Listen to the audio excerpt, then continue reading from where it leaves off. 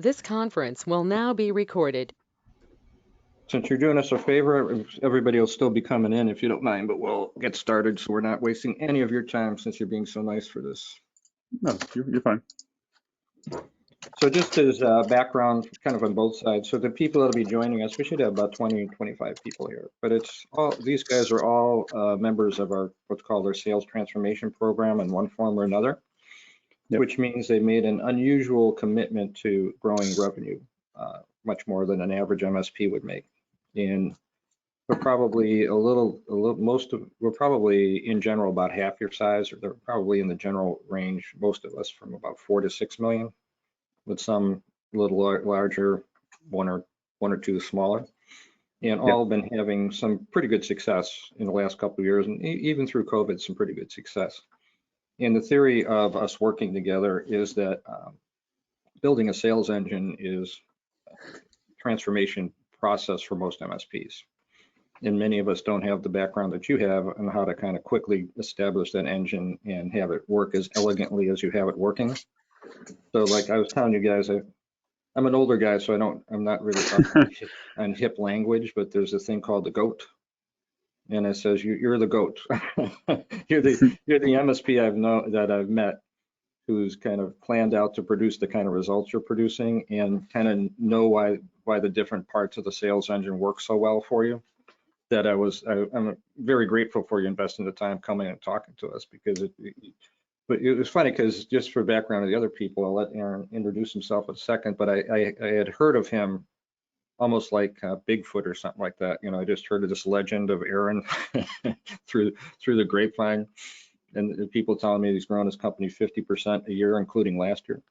So I said, no, I'm just gonna, out of the blue, just kind of reach out to him and see if he's willing to connect on LinkedIn and spend a half hour with me to see, like, is he doing something that like I've never heard of, or is it is he doing something miraculous? And after the conversation I had with him, I learned he wasn't doing anything miraculous. He's doing everything.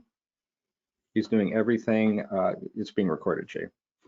So we're doing everything he's doing everything that we teach and know is important. He's just doing it at a level that's like 3x or 5x in terms of elegance, in terms of executing it. And I used to take a lot of martial arts, so it's not like he does different moves than we do. He's a master. He's like a 5-degree black belt, and I'm like a black belt. So that's why I was really appreciative just to have you just kind of tell your story and talk about what you do, just so people know that it's possible, right? It's nothing magic that you're doing. It's the magic in is how the intricacy of what you're doing a lot of this stuff. And so that's kind of how we all got together. So there'll be people, like I say, if you don't mind, there'll be people joining throughout. And so the way I thought this would work best was the way that Aaron and I had the conversation originally, which a little bit having him tell us a little bit about, you can do this in whatever order you want, Aaron, if you want to tell us a little bit about yourself first and then your business, or your business first and then yourself. I'll just stop talking and let you get started.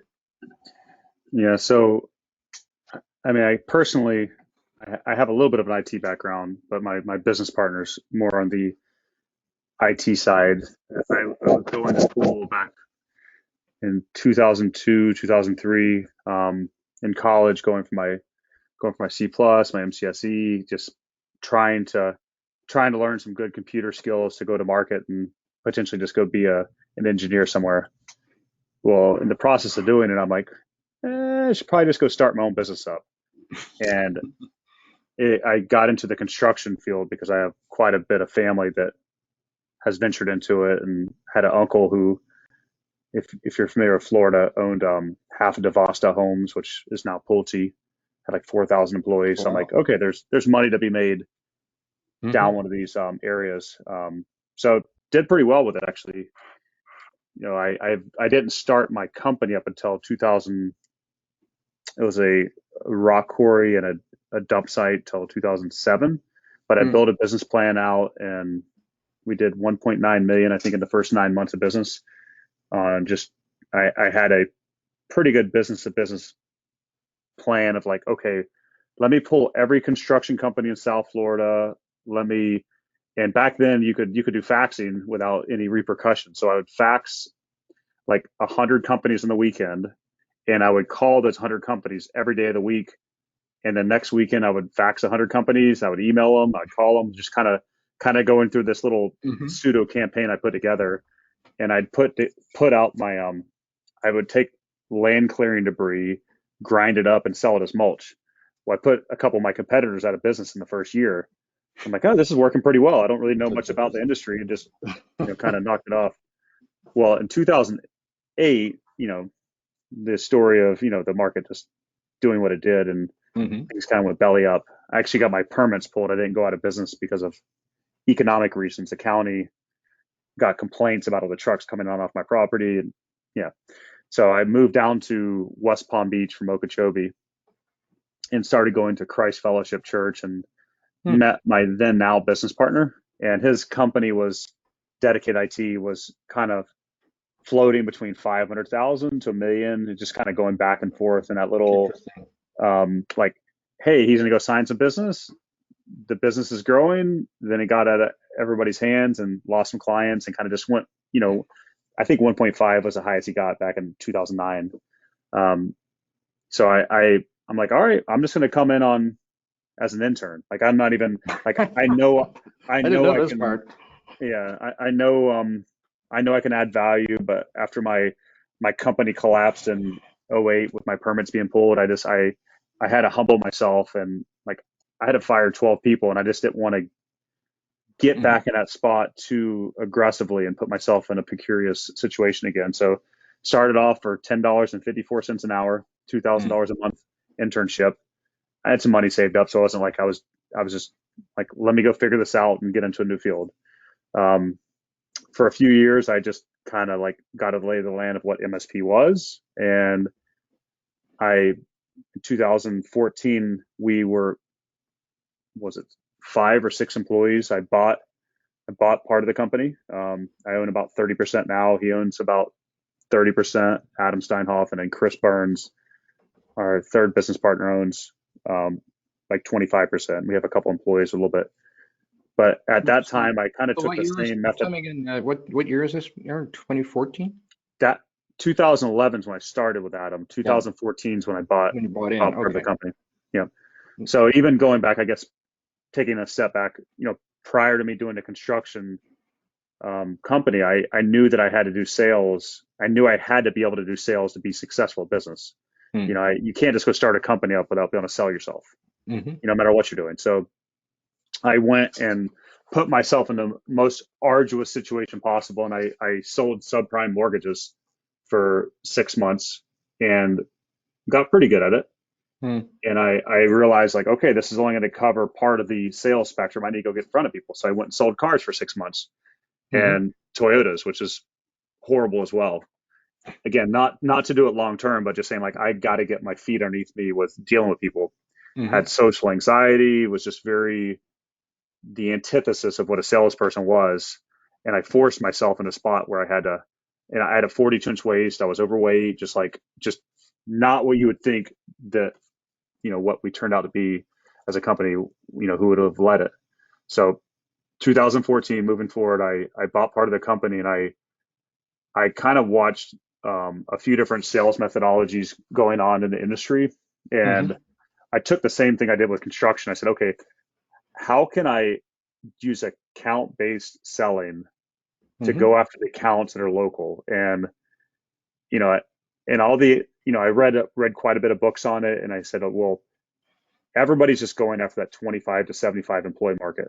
There's got to be something different than all the other MSPs around here that I could do. So at the time in 2014, if y'all remember a lot of the news, probably, right around the election period, there was the substance abuse industry was really booming. Mm-hmm. Well, substance abuse, halfway houses, like, you probably saw a lot of fraud, like where people were Yep. doing billing, like, but prior to that, it was starting to boom. Well, I said, well, let's get in and try to go after this industry that's booming. So I specifically figured out, and in South Florida, there's a lot of substance abuse I was houses. going to say, yeah. I would literally get on Google and LinkedIn and just search for substance abuse companies, and build a list out in Excel, and I built a cadence out that had 20 steps. Mail them a package, who we are, call them 3 times the first week, send them an email. Literally, the point of that 20-step process was to say, yes, I eventually want to meet with you. Mm-hmm. Take me off your freaking list. I never want to hear from you again, or no contact. Mm-hmm. And that was the only 3 options I would go through, and I would just work through another 100 companies. Well, that started building the groundwork for what eventually became like our vertical focus within medical. Mm-hmm. Substance abuse collapsed, and we pivoted over to orthopedics, ophthalmology, a few other things. But we since 2014 have grown to close to 100 employees now at this point. In 2014? No, from 2014 to 2020, we finished 2020 close. Yeah, where did you start out at 2014? 5 employees. Wow. Yeah, so we grew 40 to 50%, not under 40% in a year since then. Last year we hit 44% growth, and more like on the MRR side, way more than that. But projects and time and material took a hit. So back in anyways, 2014, you were the sales force basically. Yeah, I was the sales force. I was the pseudo COO. I was the project manager. I was everything, accounting, all of it. Adam was the chief engineer and CEO and title, but like we were running the company, and we only had, actually no, in 2014 we had Ben Posner, James Kraft hadn't started, so it was Adam, myself, and Ben. So it was 3 of us. And you said in currently you have 70. Is that the number? No, we have right at close. We're coming up on 100. 90 right now. Yeah. And when within 2014 to currently, when did you stop being the primary salesperson, prospector, I should say? A couple of years ago. I mean, I still, my goal every year is to try to hopefully close half as much as, as overall close. But it's looking back, David Zemus started, and so we've went through a few iterations of like what our sales looks like. We followed that very simple methodology of identify who you want to go after, introduce yourself to that group of accounts, and nurture it until they say yes, no, or get out of my face. So we've just taken that on a more of a national basis. So it's a very simple methodology, and we've converted it to an assembly line system to where we have 5 cold callers working different parts of that process. The first part of the process, we have a cold caller like literally just going on Google, looking up the address and verifying the address, then the phone number.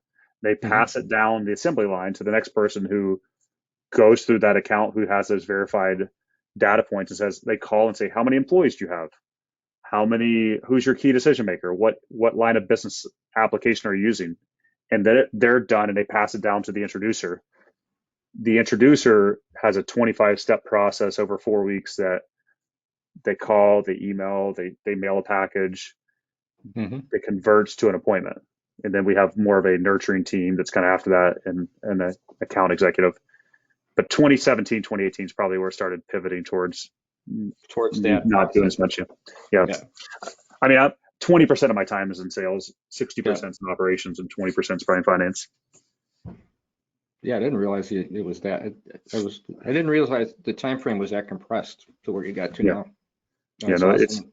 We went from 45,000 MRR 2014 to 80,000 2015 to I think 120 2016, 180 17, 300, 300, like 450. Last year we finished 600. I mean, 2020 we finished 800,000. And you said it really quick. So you started out with these rehab centers, which I'm surprised went away, by the way. But then 2 is they're still there, but it's a totally different industry. It's not. It didn't have the same dynamics when it was a good one, right? And then you said, just so people realize too, you stayed focused on the medical industry, and you served that medical industry, at least U.S. wide, right? I don't know if you're in other countries or not, but you're nationwide, correct? Yeah. So this model had to accommodate the fact that you're not going to be physically close to people when you're trying to sell them MRR services as well, I take it. Yeah, the thing there was quite a few pieces of market research we had to do. So we found that the first piece we had to overcome is that if you go after 25 to 75 employees, you're first competing against a ton of other MSPs with that client Mhm. base. So we chose to go up market a little bit. I mean, we still have half of our business that's that smaller customer base, but our preferred prospect that we go after is 100 to 1,000 employees. Mhm. Because the reason being is if we go sign one in Atlanta, Right. Then you they can typically justify. Yeah. yeah, well they typically they'll have somebody on staff who's Mhm. an IT person. Yep. So you act as a co-managed situation and you can start going national without having to have people nationally. Mhm. So part of our due diligence now in our cold call team is like we outsource help desk or service desk, but in a way that's co-managed to where they keep their IT person on staff and they're more of Mhm. a project liaison or an on-site hands and feet person. So we can scale without having to have geographically people everywhere. Hmm. When did you get your first non-Florida MRR client? 2005 actually, Blue Martini. Oh no, I was thinking, yeah, Yeah, more so in the 214 to 220. Did it start? I mean the kickoff of 2014 we landed a rehab billing company that does Mhm. RCM, and Yep. they actually encouraged us to go to a conference with other rehabs, and that Mhm. was kind of what kicked off this plan. So now we do 4 to 6 conferences a year. We'll pick a conference, let's Mhm. say the Orthopedic Association of America with 1,000 orthopedics. We'll take the list of attendees from last year and we'll hit Mhm. them 20 times before the conference. We'll all show up to the conference and then we'll leave the conference and prospect them as well 20 times. So we have a list that's kind of refined to the size we want and to like they're not Mhm. geographically situated. I mean, we would prefer a client in Florida, but they're just Yeah. I'd say 70% of our clients are out of Florida at this point. And are they near Florida or are they all over the place? They're all over the place. So we have orthopedics in Hawaii. We have That's interesting. ophthalmologists and big ophthalmologists in South Dakota. We have So in other words, senior living all over the country. in most cases, then are you converting those people to clients over the phone or Yeah, I mean, by Zoom or the whatever? Hawaii one we converted over the phone. Yeah. Yeah, Interesting. So just to go back to your process in a second too. So you were telling me this. You kind of intentionally set it up this way so that you weren't reliant on on a salesperson. Like if a salesperson lost, you wouldn't be screwed, basically, right? yeah, yeah. Again, we take the when you first start off, you're not going to have that option. Like the first, Mhm. like you have to have somebody kind of do multiple parts of the process. Now we have it where a person is calling just to verify one pain point and they pass the account on to the next person. That's able to be replaced pretty easy. But if you have somebody doing the full process, which you have to initially, it Mhm. it's a little harder. So what Yeah. the rule of thumb we have went by that I usually recommend companies follow is, I'm not a very big inbound person. I like our people going to hunt and pursue business. Mhm. Is that you need 3 people on staff if you're going to do it right. Mhm. Until you can have 3 people on staff, we're kind of more of an advocate of a hybrid model to where Mhm. go use Abstract or go use Marketopedia or one of those firms, but keep one person on staff. So Mhm. that way you can kind of work in conjunction. Um, and a lot of times, I mean, I think the owners and a lot of companies want to get away from selling themselves, but it's Mhm. kind of hard to do until you get enough critical mass to hire a big sales team. Well, I think the other thing that's really cool about your process too is that a lot of times when you think about prospecting, whether it's your prospect, it's like purely volume. But you touched on the thing where you do the identification and then you do these initial calls before you get into Mhm. your 4-week process. And I thought you Yeah, said one of those things was identify pain points that person yeah. would. So that's part of the introduction process. So the identification process, the only thing we do in identification, so we have Salesforce programmed in a way to where an account, let's say, Mm-hmm. I'm gonna use a local firm that's not even a client of ours, Palm Beach Orthopedics. Let's say we Mm-hmm. identified them. Well, we would call and we'd say, Linda is the CEO. She's our key decision maker. Mm-hmm. Well, they can't pass that account on to the next step until they get an employee count, until they get an EMR, line of business, until they have Line of business app, a, right? line of business applicant, EMR in this case, Yep. until they have the geographical location. So we have 5 metrics that we say, like, once we've identified these 5 metrics, we push it down to the introduction process. The introduction process is that 25-step kind of like proprietary Yep. sequence we put together. The goal of that introduction process is to say, hey, we want to talk to you about doing business. It Mm-hmm. may not make sense to talk right now. I'm going to put it down to call you back in 6 months. When I call Mm-hmm. you back in 6 months, what's the one thing I can talk to you about that would make sense so I don't waste your time? And Yep. that's the pain point. And within Salesforce, we have a pick list where we say slow response time. My bill's too much. We have 7 predefined pain points that actually have secondary and tertiary pain points as well. But those pain I'm with you. points we pull reports on a quarterly basis, and we build case studies based around the pain points that are most common, and we send those case studies out, and then we go back and resequence those people. Like, hey, did you see how we actually Yep. we improved Triangle Orthopedics, response time? The severe they happen to have Athena as the EMR just like you do. So you start building commonalities that makes it where it's relevant See, conversation. that's the masterful. That's the Yeah, elegant it's part hard of to the get whole there day process. one. We're not. Yeah. Because then what you're saying too is then based on their pain, they get a different kind of messaging. They may get they get a completely different messaging based on the pain point they identified. Yeah, and I think the thing that's probably a little bit different than most people on this call is, like, we spend $0 on Google AdWords. We spend Mhm. $0 on SEO. We spend $0 on social media ads. We spend $0 on any marketing of that form. Mhm. Like, it is all outbound. Like, let's go find who we want to do business with. What conferences are they at? And Let's just, go put ourselves in front of them. Let's call them. can you give me a sense of like the order of magnitude of what, like say in a typical week, like and it partially works because you are national, right? There's enough prospects across all the different. So, I mean, we're national, but I think that you can mix the message. Like, we haven't been national forever. Like, we Yeah. just happen to, we have you can take your vertical integration and go regional. You can go Hmm. state, you can go national. Like, we just, as we had Yep. scale, we started hitting more national. Um, Well, it wasn't let's like we started going after national clients at so first. that like when you started scaling up, right? So when you actually had the people in place, like in these, is it step one of the scrubbing? How many people are they calling in a typical week? Is it like, Yeah. So I'm gonna pull my scorecard and share my screen if you don't mind. okay, Actually, we're I don't know, we're recorded, so I don't know how to show you all the proprietary. well, So I can turn it off. yes, yeah, no, so no, you're fine. So the typical person can work through, if you're just cleansing accounts, like if you're just Yep. calling in, who's your decision maker, what line of business have, you can do 30 accounts a day.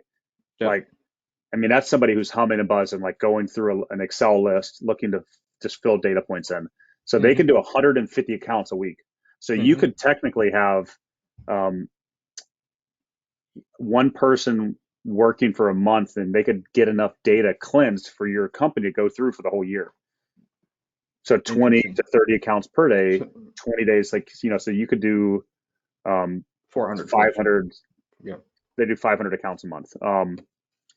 The introducer does 15 accounts per day. That 15 accounts, they drop 15 mailers every day.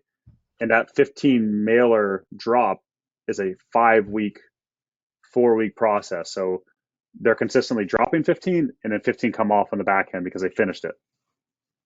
I'm with you. And So they're then so like on a Tuesday, they're doing 15, like each day of the week, they're doing 15. every day of the week they're doing 15. Like, they But then drop 15 the mailers. 15 are not always new, right? They could be some, are they in some step of the 23 steps? No, so the 15, like, no. So So again, the 15 is always new? a junior sales development rep for us is just cleansing data. Yeah. A regular sales development rep, their job entails of taking 15 accounts, dropping mailers for those 15 accounts, and each one of those 15 accounts have 25 steps Correct. they're following the last 4 weeks. So they drop 15 mailers, and the next day they drop 15 mailers, and the next day they drop 15 mailers, and each one of those has Is 25 new. steps with it. Yeah, So each of they're those, doing that's a new 250 cycle. Every 15 is a new cycle, yeah. right? Yeah, so they're doing Wow. 250 activities a day. They do about 80 phone calls, 80 LinkedIn messages, and 80 emails every day.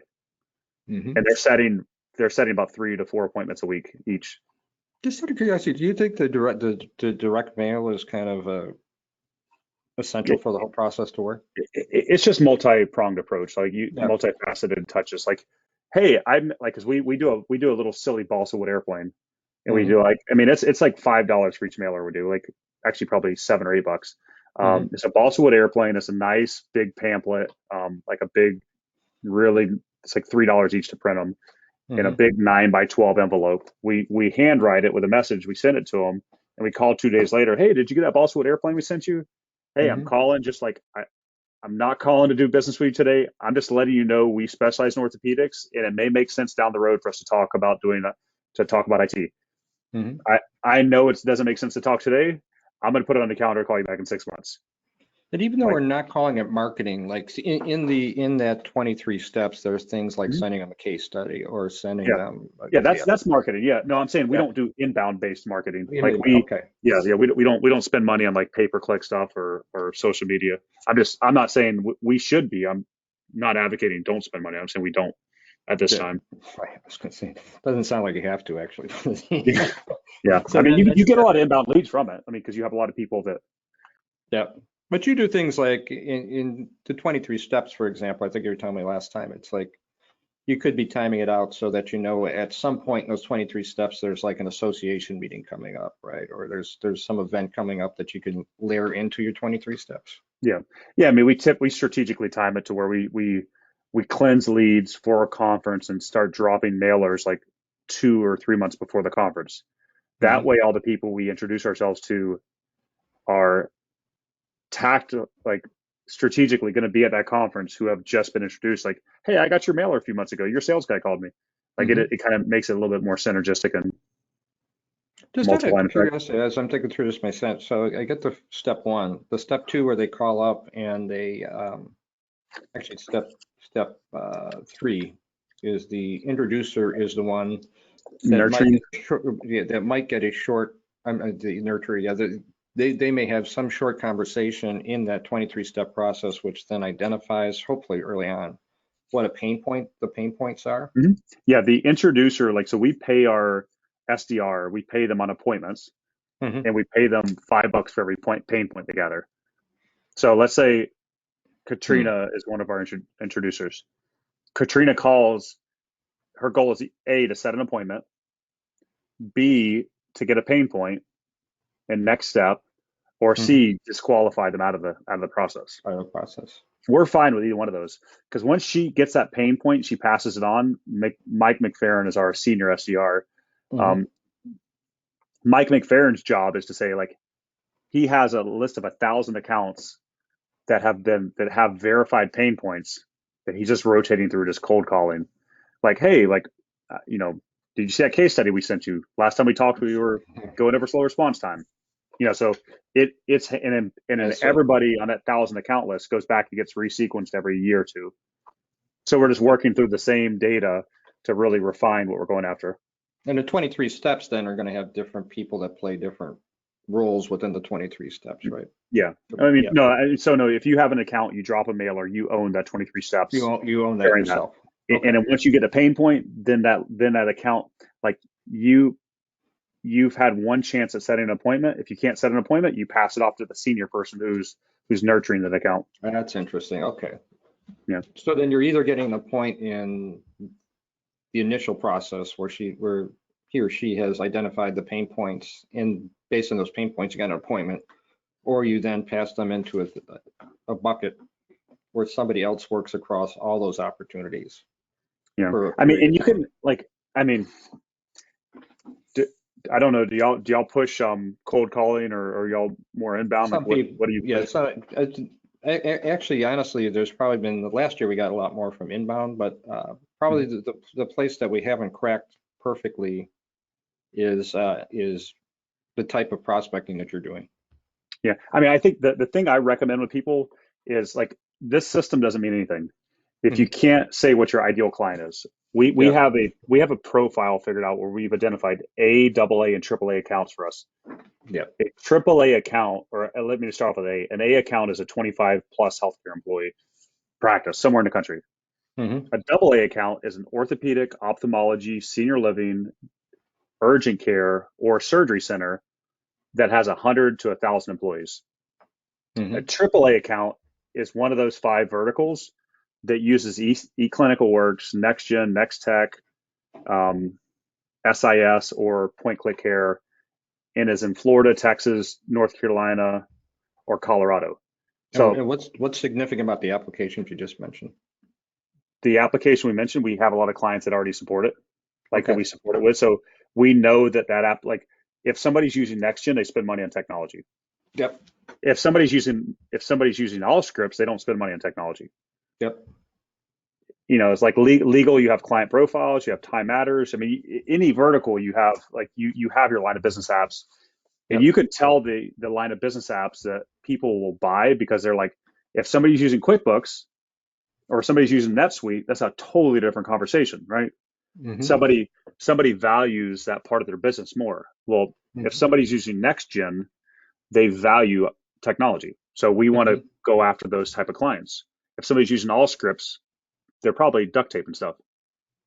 That's interesting. So then you're identifying AAA and A early in the process, though, right? You're getting that from the second person in your process, right? Or the second seller in the process. So the admin is just Google address, phone number. The junior SDR is doing decision maker, phone number, line of business app, and employee.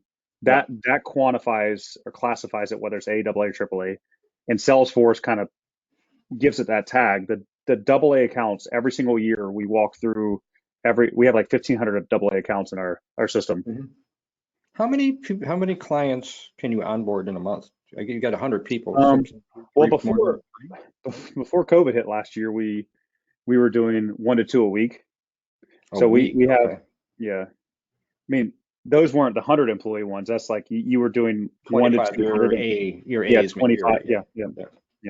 I mean, we have two IT advisors that are our onboarders. We're actually hiring another one. An IT advisor has we have a 4-month onboarding process. Mm-hmm. They take 1 client a month and they kick 1 client off a month. So 4 months, they handle 4 clients. They onboard 1 new client a month, and we have 2 of them. So we typically do 2. And that client is usually our averages are like our single A accounts are usually $3,000 to $8,000, and our AA accounts are $10,000 to $30,000. Mm-hmm. So it's you could do a couple smaller accounts a month, but we have a pretty regimented onboarding process. But I mean, what I was getting at is like before you even figure out the process to go after the accounts, you have to figure out like what is your ideal account. Like if you had to choose like who do I want to do business with, I mean, how many of y'all can pin that down to like the type of business app they're using, the type of that's vertical, the number of employees they have? That's the key, right? And it's funny as you talk through it, that's the part that sounds easy, but it's probably the most difficult, right? Yeah, I mean, read the pumpkin plan. Like that helps you really substantiate like what. I mean, have y'all heard of the pumpkin plan? No. I mean, I think that's where it all starts. I mean, our goal, like we want to grow to $100 million MSP, and it sounds a little crazy at this point. I've been telling my business partner that's what we're gonna do, and every year we've been clipping up. We're 10 million this year, hopefully 15 million. I mean, 15 million 2021. We have 1,500 accounts in our pipeline. If we convert 5% of them, that's 75. If we convert 5% of them this year, like our goal is to set 500 qualified appointments this year and convert 10% of those appointments to clients. So that's 50 new clients this year. That's our plan. Yeah, and you said the 500 were qualified, right? So the 500. Yeah, that's accepted meetings. That's like not set, because you could set 50 meetings a week, and it's just, if they don't show up or there's no business potential, then it doesn't matter. You're saying too, inherent in your accepting it is what's different about what you do, which is a lot of stuff you use cool, but I like how you front end the process with the pain point. Mm-hmm. right? Because almost by definition, if I heard your process right, it's like the second person that calls is not, and tell me if this is true, is the second person that calls trying to get an appointment? Yeah, so the introducer, the goal is they have three steps. They want to either disqualify the person, Yep. get a next step and pain point, or um, set a meeting. Set a meeting. Oh, so they can't set a meeting that early on, right? Yeah. So, yeah, so almost by definition, if they have pain, if they have pain early, they can set an I appointment right mean, away. so we won't accept the meeting like if just because somebody sets it, if it's Hmm. not a agenda like like they have to have verified pain on that for that meeting to Yeah, happen. yeah. Yeah. That's also Yeah. something I want everybody to hear, because the two things that you're doing everything superbly, but that's hard to do right is the upfront identification, right, and qualification, and then the tailoring the follow-up process based on the pain points they have. I mean, I would say I would challenge you and say the hard point is like, what's your ideal client? Because if unless you know what your ideal client is, you don't know the messaging to go after them. Yeah. Like I know orthopedics, like I'm we're part of the all the associations now. Like I have like the thing is that you double down on a vertical and Yeah, specifically that niche like of like which client you want, like you box them in, yep. then giving referrals, getting case studies, it all has a multiplication effect on Yeah, helping the the conversion. interesting thing you did too, which is we could actually adapt this to a certain extent too, is you didn't, and tell me if this is true, you went from rehab to orthopedic, and I'm assuming you went from orthopedic and added another one, added another one in a sense, like Yeah, you, we typically add a vertical. Um, we added a vertical like once a year. Like so Mhm. this year we've put senior living into it. Actually, urgent care. So senior living was not last year, my 2020 and 2021. I'm mixing up. So you're in urgent Urgent. care, if I remember, yeah. Yeah. Yeah. That's funny, dude, because if you would think that one, and maybe I'm wrong on this, you would think of one industry that you would have the prejudice that would be hard to have a phone prospecting thing work would be medical, right? Because Oh, they get to it is. I speak. mean, well, Yeah, any vertical is. I mean, but yeah. that's why you pair it with just. I mean, medical is hard. I mean, that we choose to go after because it's hard to penetrate the market. And once you Hmm. have a client, you really have to screw it up to lose it. Yeah. And if I heard you correctly too, like we said, some of the case studies, things that are in your 23-step process are kind of like what we would call marketing. But So the case studies aren't in that. So the 23 step process are just very baseline emails. We say like okay. we use intelligence within Salesforce to say like, hey, we focus on orthopedics that are typically 50 employees that run Athena EMR. Like Mhm. that message comes out of the cleansing process, which automatically populates into the short little emails that go out And do those go out through. automatically, or they require human intervention? They're teed up automatically. They don't go out automatically. So like Okay.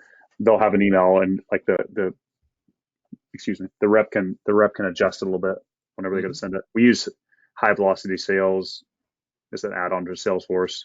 There's outreach or sales loft are two other big ones. And then I guess I want to save some time for everybody. Yeah. Through the process, I know you said, you don't do the PPC and all that stuff, so leave that off the table.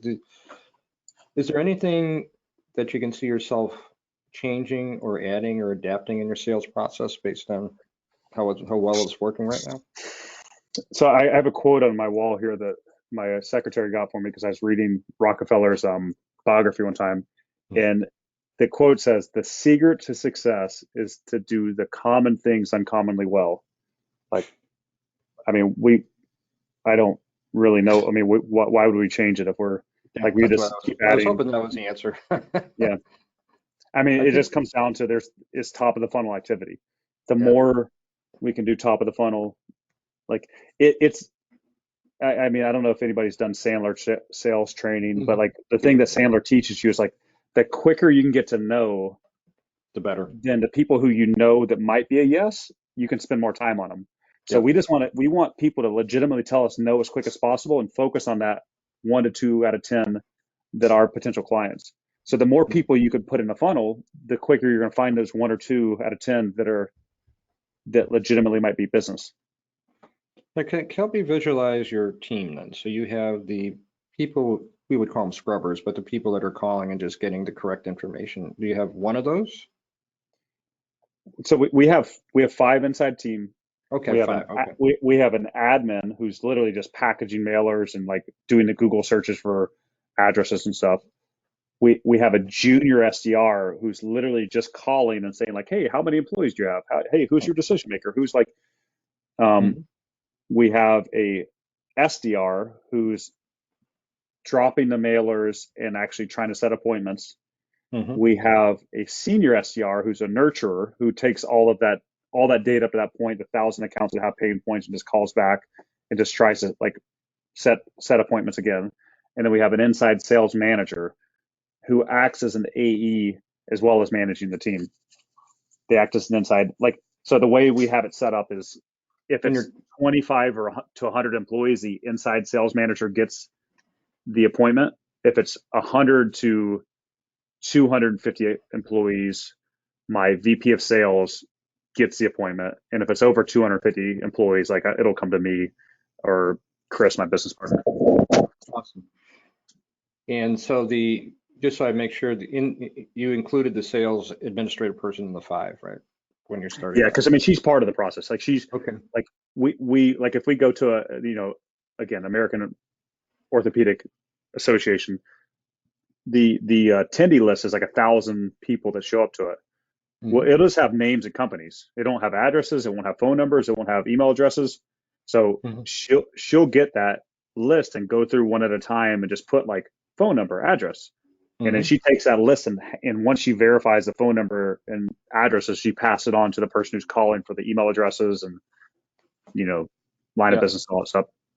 So if we look back in time and we took those 5 categories, right? Yeah. When you first stopped doing it yourself, which one of those 5 people or which one of those roles did you hire one person to do all 5 of those, or did you hire? So I hired abstract marketing to act as a group of those together. Yep. So it was me and abstract marketing working collectively. And then, as we grew, I hired another person to work alongside of abstract and kind Yep. of act as the SDR, the nurturer, the introducer. And eventually abstract went away and I hired another person. So we had Okay. 2 people and then you just Yeah. started, So then you we went hired another backwards sales. in a sense, right? You started with the I did all of it. nurturer. Yeah. Yeah. So the nurture, yeah, because we had data for the course of a couple of years that we needed Yeah. somebody just to nurture those. And so the nurturer's job is to stay at, I think you said the number's 1,000 right now, is Yeah, to a stay at thousand. We have 1,000. yeah, we have 1,500 accounts in our nurturing phase, but like 1,500 is a Interesting. little much. We should probably have another nurturer. Yeah, I And then mean, the like nurturer, the nurturer, abstract. the nurturer does, once they set the final appointment, and it's either you or your VP of sales or the other person, Yeah, is the if it's nurturer, really big. are they out of the picture at that point?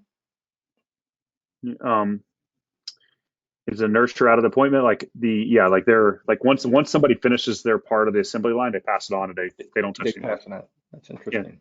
and even well, I think another really big differentiating factor that like between us and a lot of firms is like once a salesperson sells something and Mhm. we onboard the account, that Yep. salesperson is not allowed to touch it ever again. Like they go back and they have to go back and find new business. Yeah. That account executive closes the business. Yep. The IT advisor onboards it, and the account manager is handed the business to manage after that. A lot of people mix it up like where they let a person do both. That is like the first thing you got to split off.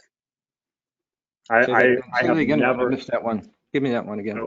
I have never seen a company successfully execute a sales plan if they let an account executive act as an account manager. Oh, no, no, no. Yeah. I We're mean, like beyond that.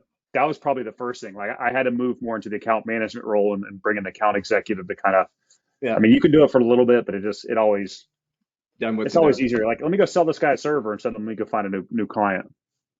It's actually funny because I'm contrasting what you're doing with kind of other way other people have succeeded. And I think the interesting thing, like in our case, we have a couple of cases where the salesperson was like you in 2014, Mhm. right? Where they're good and they can get their own appointments and they can close, they kind of take it through the whole process. And therefore, the limit of that is finding those, superstars like yourself, right? Yeah. Well, I don't know that it's necessarily a superstar like myself. I think it's just a process, Yeah, like you I have to think, have a predictable way to get at bats. yeah, I think that's That- what you identified really, which is your brilliance was actually that spreadsheet that you came up with when you're in construction in a sense, right? Yeah. Because that taught you the lesson Yeah. that the process could produce results independent of the person being a superstar, right? Yeah. I mean, my peer group that I'm in with OnePath, I'm in with Logically, I'm in with all these other really big MSPs, 30, 50, $100 million. And Hmm. a lot of them, I mean, they're actually coming to us for sales advice because like we're selling more organically than OnePath is. Like, Oh yeah. we sold twice as much last year as OnePath. They have 6 or 7 account executives and they have like one appointment setter. I mean, we have 5 appointment setters and one account executive, and we closed Mhm. $350,000 MRR last year. Yeah. We lost $50,000 because of COVID, but like it still put us up net 300. And I challenge them. I'm like, you need more at bats to be successful. You don't need Hmm. you don't need more closers because the closers are going to find a reason why they don't have stuff in the funnel. If you have Hmm. more at bats, then it's easier to close. You like our account executive closed. Our account executive made $385,000 last year. Like he made bigger salary or bigger payroll than anybody in the company. Hmm. He's not going to go anywhere. Like that's like so you have to your closer you want to pay very well, which is just hard to like. It's hard to get like a lot of people are under the premise of like I'm going to pay them $50,000 a year and I'm going to pay them only first month contract and Hmm. they're making $120,000 a year. I mean, again, my sales engineer who acts as an account executive made 300 and my Hmm. AE made 385. Tell me your terminology. Is your account executive? So what do you call your client account managers? What term do you use for those guys? They're account managers. This is AM. Account managers. Yeah, An account executive is what then? a closer. A closer. Okay. Yeah, that's all they are. Yeah, I mean that's like I mean a lot of times we have to get out of our own way in the MSP space. Like Yeah. MSP isn't special. Like you just look out there in the industry. Go to a SaaS company or go to any other Gartner or any other these. Like an account executive is a salesperson, an Yeah. account manager is a nurturer. Like so, what is Hmm. the industry? Not don't think MSP. Like what does the real business world say about those roles? Hmm. And you have TAMs, you have CAMs. Like it's just an account manager. I mean, you can label it whatever you want. You have a hunter and you have a farmer. Yep. And who do your farm? How many farmers do you have? We have three farmers. Three. And who do they also report to you, or they report to VP of No, they sales? don't. No. Only the VP of sales reports to me. They report to the VP of sales. The VP of sales. Okay. Yeah. Solution design reports to him. Then the 5 inside sales people report to him. So Interesting. he has And three, four, four. assume you think you used the word he was, is that person were they somebody you hired from the outside or somebody that was part of your company that you developed, or where did that person come from? Yeah, no, I brought him in from. We hired a VP of sales before. That guy kind of fell on his face, and he brought him over from the copier world. Hmm. And I mean, I had a couple years to mentor the guy and kind of grow him into the role. So a previous person hired him to work for him at your company, Yeah. and then you saw the potential in that person, and Well, we fired a VP of sales and we kept David Zemus, the yeah. guy's name. We kept him, and he's just grown over the last couple of years. I mean, it's taken years to mentor him to get him to the spot where he's at. Hmm. So it is. I'm going to ask you one last question, which is, Mhm. and I think you probably know I think you know the. So Rich, 40 to 60 accounts each, Okay. two to three accounts a day on a monthly rotational basis. That's kind of what we peg it down to. Just been like our mid market account guy is going through like more like 20 Hmm. accounts. So where do you want to Go ahead. be? And you probably know the answer to this really off the top of your head. Where do you want to be in 3 years? Yeah, if you don't know where you're going, how are you going to get there, Mhm. right? Right. Yeah, Yeah, we plan on being 30 million in 3 years. that's what I would guess, right? And you're Yeah. what now? What are you now earning? 14? I mean, we're if our Please run give a rate range or would whatever. Yeah. yeah, our run rate like we're 800,000 with about 300,000 in prod T&M a month. Like if we did nothing else this year, it'd be 13 million. So 15 million is our goal for the year. So twice your size in 3 years. Okay. Yeah. So 15 million this year, 22 next year, 30 the year after. What is the thing as you look out at that goal? What is the risk factor? What are the one thing that's you? Talent. Like talent is I was hoping you were going to say that actually. Yeah. yeah. So and not even sales talent. Like I think that could scale pretty easily. Having rock star, like my role in the last year has changed from sales of clients to sales of talent. So, I look at all these other companies that are doing the M&A thing, and I've always thought they were foolish in a sense. I'm like, oh, they're going to acquire these companies and fold them in. Like Mhm. that's nonsense. Like, why don't they just grow their company organically? Well, the thing I didn't realize is when they acquire these companies, they get talent as part of the deal, and they got to keep the good people and get rid of the bad people. Like us, if we go sign, like we signed a client that has 3,000 endpoints last year, we had to hire 12 people. Like we have to go find those 12 people. Mhm. It's tough, so like, I'm consistently just like, I have a couple of recruiters I'm working with. Like we hired 60 people last year. It's just, and with COVID, I mean, like we had to fire 20 because working from home, we didn't really have a lot of quality control, but it just, yeah, just talent is our bottleneck. I just said you told me this, and I just want to, in the context of what you just said, you were considering opening like another physical location. Is that related to talent, or what's the reason for geographic? Yeah, I mean, we plan on Orlando. We already have a location up there. Mhm. So Orlando, Tampa, there's just a big talent Is it pool up mostly there. talent? Okay, yeah. Yeah. And if you look at data center, like data center is a good example. You always want a DR site, right? Mhm. Well, being in Florida, if we don't have a redundant call center somewhere, like we're really exposed because our national clients don't care that there's a hurricane that came through. So Dallas, Austin is the other area we want to be, and we have employees out there already. Like it's slowly. Thanks, Eric. Thank you. Yeah, so we got about 5 minutes left. I've been asking all the questions. Does anybody else have a question for Aaron? Aaron, this is Mark. Let me turn my camera on so you can see who I am. Just a quick question for you. Yeah, so you can put a face with a voice. My camera's probably not even. Can you see me? Maybe not. I don't know. Anyways, I'm not sure if it's working. When you brought this VP of sales on and you mentored them for a couple of years, how much time did you spend doing that? Was this something you did every day? Did you kind of Yeah, go through that process? he didn't come on as a VP of sales. We hired a VP of sales that brought, like, so we hired Dale Dupree, and Dale Dupree brought David Zemus with him. Well, we fired Dale Dupree within 3 months because he wasn't he wasn't what we wanted. Okay.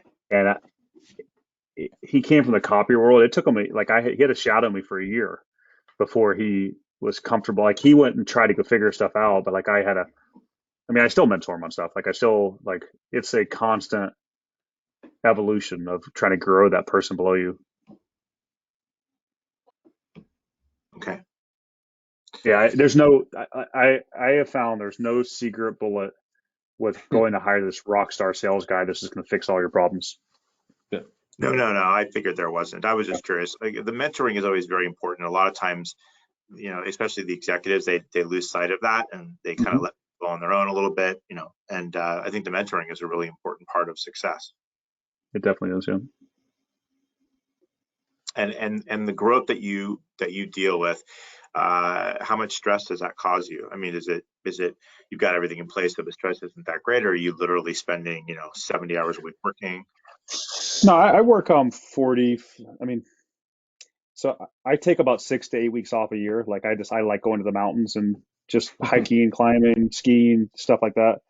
Uh, I I like working, so I mean I work typically 40 hours a week.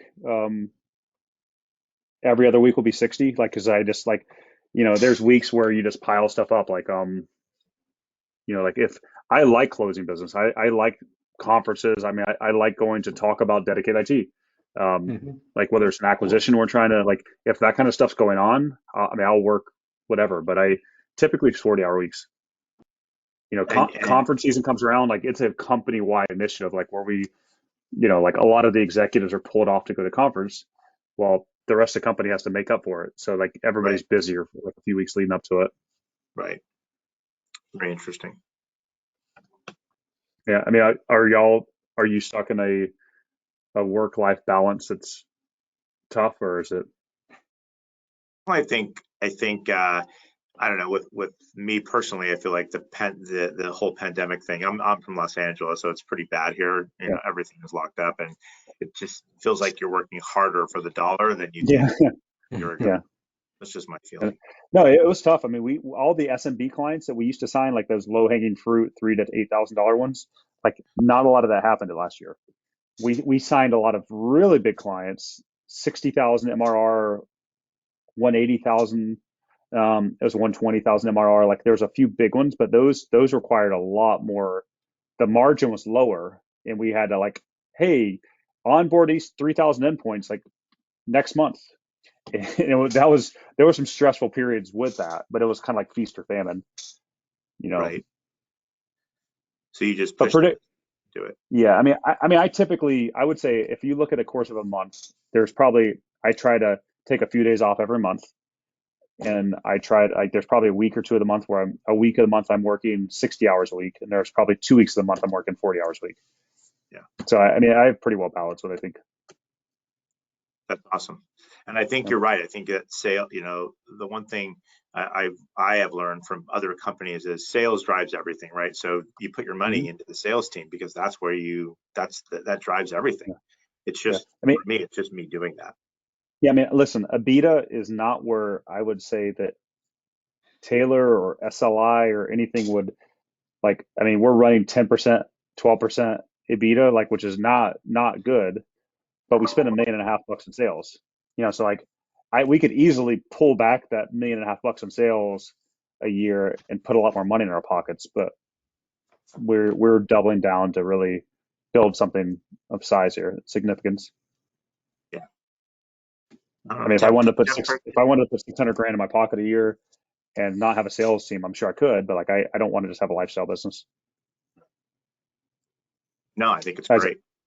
I have my 3 o'clock. I'm in Florida Yeah, I gotta time with let you Microsoft. go. Yeah, It, thank you so it, much. I Aaron, it was if you appreciate want nice to it. meeting you. continue on, yeah, I mean, Mike, I'm sure can give my email address out. Like if you have any questions or want to connect, I'd be glad to. I get enjoyment out of, you know, helping out in this realm. So Oh, no, awesome. any questions, reach out. Okay. Have a great All week. right. Have a great weekend. Thanks, Mike. Thank you, Mike, we'll guys. see you. Thank you, Michael Cummings.